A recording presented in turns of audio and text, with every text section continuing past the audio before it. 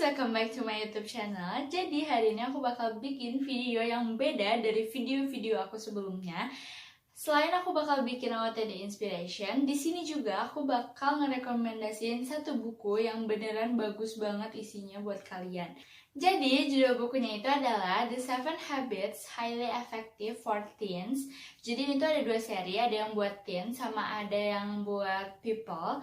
Nah di sini tuh aku bakal ngejelasin yang teens, yang tentunya related banget sama remaja, khususnya aku. Jadi secara garis besar buku ini tuh ngejelasin tentang 7 kebiasaan yang seharusnya dimiliki oleh para remaja biar jadi remaja yang efektif. Istilahnya tuh kayak remaja yang produktif gitu, bukan remaja yang menghambur-hamburkan masa mudanya, bukan remaja yang pemalas, yang boros, yang egois, yang pengen menang sendiri, yang hedon dan lain sebagainya. Nah, buat kalian yang penasaran, kalian bisa banget beli bukunya di online shop. Bakal aku cantumin linknya di description box. Atau buat kalian yang mager baca atau pengen denger intinya aja gitu, nggak keseluruhan dari isi bukunya, karena bukunya juga lumayan tebal, kalian bisa banget nyimak video ini sampai akhir sambil ngeliat aku dressing up juga. Jadi sebelum kita lanjut ke 7 kebiasaan yang paling efektif itu, aku mau jelasin dulu nih, sebenarnya kebiasaan itu tuh awalnya dari mana sih? Jadi apa yang kita pikirkan itu akan jadi sebuah perbuatan. Nah, dari perbuatan ini tuh akan menimbulkan sebuah kebiasaan.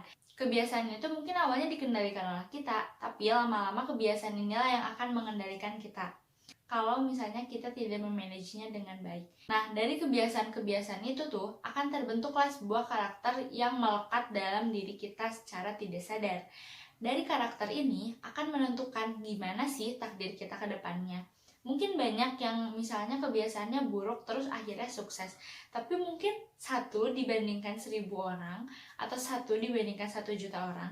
Jadi intinya kebiasaan itu akan menentukan takdir kalian juga nantinya. Nah selanjutnya di sini juga yang harus kalian garis bawahi adalah tentang paradigma diri kalian sendiri.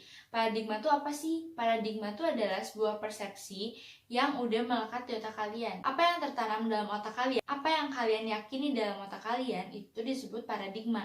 Nah, kenapa sih paradigma ini tuh penting? Karena paradigma ini tuh akan menentukan segala hal. Contohnya kayak gini, kalian pengen merubah kebiasaan kalian, tapi dari awal niat kalian berubah itu di otak kalian udah tertanam. Aku tuh nggak bisa, aku tuh udah kayak gini kok dari dulu, dan aku merasa nggak masalah sama hal ini. Aku bisa kok nyelesain masalah ini sendiri, kayak gitu-gitu tuh. Nah, otomatis kalau misalnya paradigma kalian kayak gitu, plak ketiplak hasilnya pun akan kayak gitu. Kalian nggak akan bisa berubah dan kalian akan tetap diam di situ. Kalau misalnya dari awal paradigma kalian udah rusak, udah hancur tentang diri kalian sendiri, maka kalian udah tahu dong hasilnya bakal kayak gimana. Nah, setelah kalian netepin mindset kalau kalian mau berubah, barulah kalian belajar 7 kebiasaan paling efektif. Kebiasaan yang pertama adalah jadilah proaktif. Proaktif di sini tuh maksudnya apa sih? Maksudnya bertanggung jawablah atas kalian sendiri. Gini ya teman-teman. Mungkin di antara kita, termasuk aku, pasti pernah banget nyalahin orang lain karena kesalahan kita sendiri. Kayak kita tuh nggak terima gitu orang lain nyalahin kita, ya itu salah orang lain, kenapa kita yang disalahin? Nah, tindakan itu tuh namanya reaktif. Itu adalah kebiasaan dari proaktif. Sementara proaktif tuh kayak aku yang ngelakuin, berarti aku yang bertanggung jawab, dan itu semua terjadi karena aku memilih hal ini gitu. Makanya ini terjadi, makanya misalnya kesalahan ini terjadi, masalah ini terjadi karena kesalahan aku sendiri gitu. Satu-satunya orang yang bisa mengendalikan dirimu adalah dirimu sendiri. Jangan sampai kita terfokus pada apa yang tidak bisa kita kendalikan. Contohnya seperti perasaan orang yang sedang marah sama kita.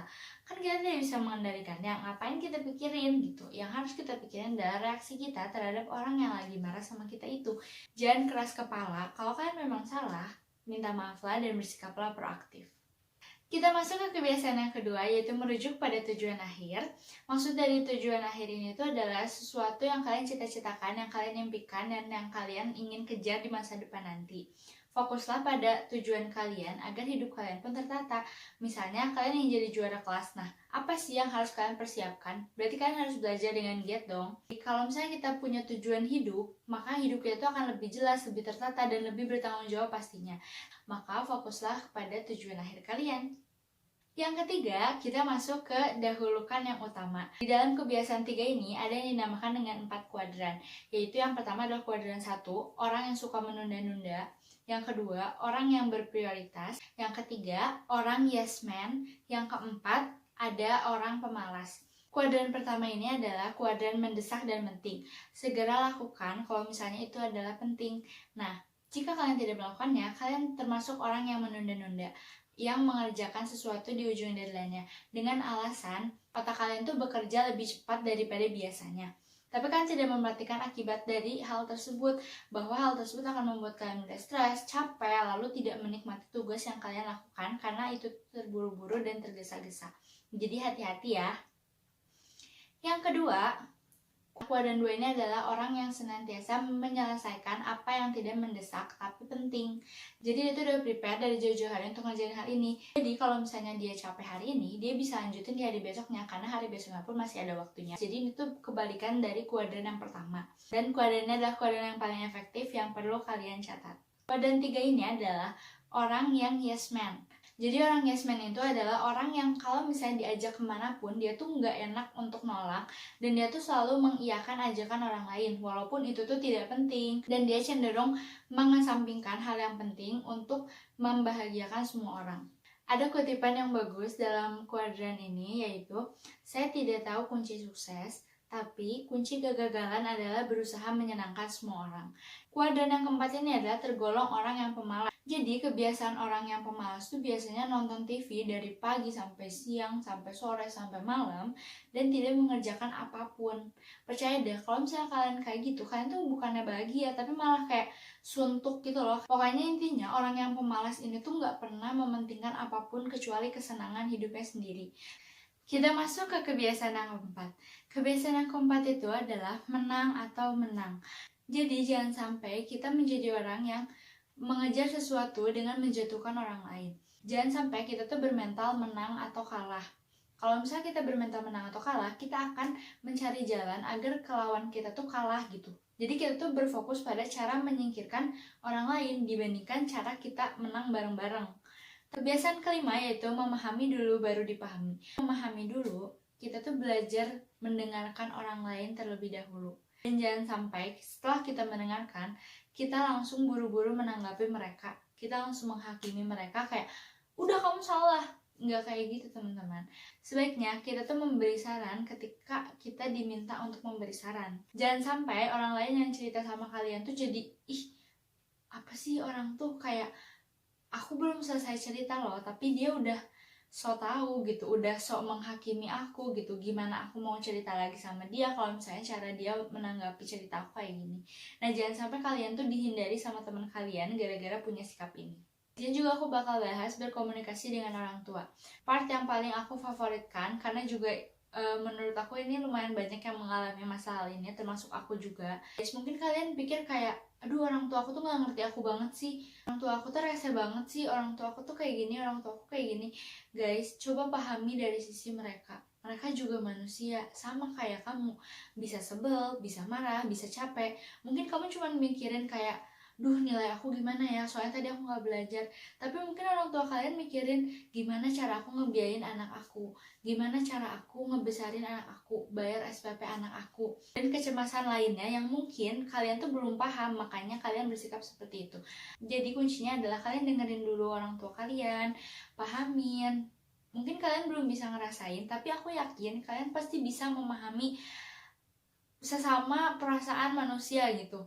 Jadi jangan sampai kalian menyimpulkan kayak, duh kenapa sih aku gak boleh main, duh kenapa sih aku gak dikasih uang, kan mama kerja, kan papa kerja, kok aku bisa-bisanya kekurangan uang. Emangnya cuma kamu doang yang dibiayain sama orang tua kamu? Kan enggak, pasti mereka juga punya urgensi lain untuk masa depan lah, untuk tabungan masa tua nanti lah. Jadi coba kalian pahamin dulu, baru kalian komunikasikan. Dijamin deh hubungan kalian akan membaik sama orang tua kalian. Kebiasaan keenam adalah wujudkan sinergi. Maksud dari sinergi ialah Kita tidak berfokus pada perbedaan, tapi lebih memanfaatkan dari perbedaan tersebut. Dari keberagaman tersebut, kita memanfaatkan apa sih kira-kira peluang yang bisa kita dapat dari perbedaan tersebut. Jadi, alih-alih kita tuh terfokus kepada perbedaannya, kita tuh lebih terfokus pada manfaat apa yang didapatkan dari keberagaman tersebut. Memang sulit, tapi dengan kerja keras kita pasti bisa mewujudkan sinergi. Ada 5 tahapan dalam mewujudkan sinergi. Yang pertama adalah definisikan masalah atau peluang yang bisa kalian ambil dari perbedaan tersebut. Kalian dengarkanlah pendapat orang tersebut. Setelah kalian memahami pendapat orang tersebut, kalian sampaikanlah maksud kalian. Lalu kalian rembukan, carilah solusi terbaik dari masalah kalian. Akhirnya kita masuk juga ke kebiasaan ketujuh, yaitu perbaharuilah dirimu. Perbaharui itu kayak bahasa gaulnya apa ya, refreshing gitu, kayak istirahat, refreshing, kayak gitu. Karena ketika kita telah melaksanakan berbagai pekerjaan yang berat, apalagi kita tuh butuh banget yang namanya refreshing. Jangan pernah paksain tubuh kalian kalau misalnya kalian udah capek, istirahat. Karena dengan kalian memaksakan pun, output yang kalian dapat tuh nggak akan maksimal. Jadi mendingan kalian istirahat dulu. Lalu habis itu kalian ngebut lagi tuh udah kuat, karena kalian udah istirahat dulu kan sebelumnya. Kebiasaan ketujuh, kita diajarkan untuk merawat tubuh kita. Jadi tubuh kita ini adalah aset yang paling penting. Kesehatan itu mahal, jadi kalian harus banget menjaga kesehatan. Jangan sampai karena kalian misalnya terlalu ambis atau terlalu terobsesi sampai kalian gak makan, gak tidur, gak istirahat, gara-gara kalian pengen cepet-cepet mencapai harapan kalian, cepet-cepet mencapai cita-cita kalian. Jangan sampai, karena bukan tambah cepat tapi malah jadi lelet gitu, karena udah capek dipaksain. Selain menjaga tubuh kita juga harus merawat hati sama jiwa kita. Kebiasaan ketujuh ini adalah sebagai bentuk apresiasi dari hal-hal yang telah kalian lakukan. Nah, di kebiasaan ketujuh juga terdapat keterampilan yang benar-benar bagus banget buat kalian, ampuh banget buat kalian yang sering merasa tergoda buat ngelakuin hal-hal yang tidak efektif atau yang membuang-buang waktu. Jadi, apa aja nih yang termasuk keterampilan menolak? Yang pertama, yaitu banyak bertanya yang berat kepada diri kalian sendiri. Sesuatu yang bikin kalian tuh nggak jadi melakukannya, karena kayak akhirnya kalian sadar gitu dengan banyak bertanya kepada diri sendiri gitu. Nah, yang kedua, sebutkan masalahnya. Contohnya tuh kayak misalnya kalian mau bolos sekolah nih. Nah, sebelum bolos sekolah itu, kalian sebutin masalah yang bakal terjadi jika kalian bolos sekolah. Misalnya, nanti aku ketahuan dimarahin. Nanti aku di rapotnya ada alfanya. Terus misalnya, nanti aku tinggalan pelajaran padahal sebentar lagi ulangan. Nah, hal-hal yang kayak gitulah yang bakal ampuh banget buat kalian menentang apa yang seharusnya memang tidak boleh dilakukan. Nah, yang ketiga adalah sebutkan ganjalannya. Nggak jauh beda sama yang nomor 2, tapi yang ini tuh kayak akibatnya tuh yang fatal gitu, yang bikin kalian, aduh jangan sampai deh aku merasakan hal itu gitu, jangan sampai aku kayak gitu. Jadi pada akhirnya kalian tuh berhasil deh menolak gangguan atau godaan yang datang pada kalian. Nah, kalau misalnya kalian masih menolak aja gimana nih? Padahal udah banyak bertanya, udah bilang juga apa akibatnya, apa masalahnya gitu. Kalian masih mau ngelanggar nih. Nah, cara keempat ini pasti ampuh buat kalian. Sarankan alternatif lain yang lebih baik, yang buat kalian tuh gak mau melakukan hal itu atau tergoda dalam hal itu. Pasti kalian lebih tahu dong apa alternatif lainnya, karena semua masalah tuh pasti ada alternatifnya. Semua pilihan tuh pasti ada A dan B gitu. Jadi pilihlah alternatif lain yang mungkin lebih baik daripada yang satu itu. Nah, yang kelima, kalau kalian udah gak tahan lagi, udah mau tergoda aja gitu, udahlah gak apa-apa gitu sekali, terus besoknya udahlah gak apa-apa sekali. Nah, kalau misalnya kalian udah sampai ke tahap kayak gak tahan, udah gak bisa nahan godaan kalian, please kalian kabur aja langsung. Jangan sampai memaksakan kayak aku kuat. Kamu tuh berada di lingkungan yang kamu gak kuat gitu dengan godaan itu. Mending kalian kabur aja langsung.